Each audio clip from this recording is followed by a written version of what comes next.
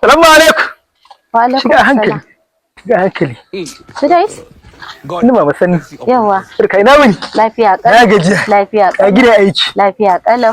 Ta zo ta haihu ne a gida. To, ina kuma ka kwaso ta za ta zo ta haihu a gida? Eh? Na ce ina ka kwaso ta za ta haihu a gida?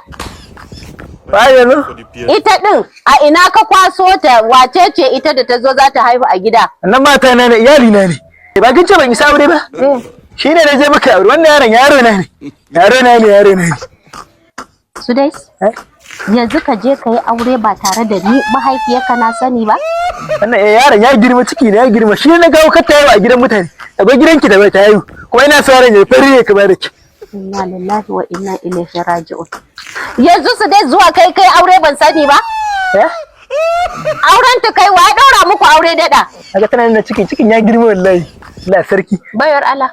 Zo ki samu wuri ki zauna tukun kafin mu gama ni da shi. Zauna kin ji? Zauna. Ya aka yi ka aure ta ban sani ba su dai. Wannan kayanta ne. Kayan jariri. A ta yi a gidanki. Yaron zai kama da ki. Yayi kama da ki. Ni kin taban da hankali ban isa aure ba ko? Shi ne je na aure hankali baki sani ba. Iko sai Allah. To Allah ya raya. Allah ya zaunar da ku lafiya. Baba maki gida. Na gode da abin da kai min. Saboda na ce ka jira sai ka ƙara hankali in maka aure shine ka je kai aure ban sani ba ko su dai. Yarinya tana da kyau. Na ga kina ta cewa tana da kyau wallahi. Kin ga. Tashi mu shiga ciki.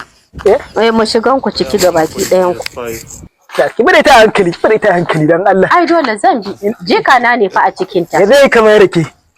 Allah sarki. Uwa ta gari.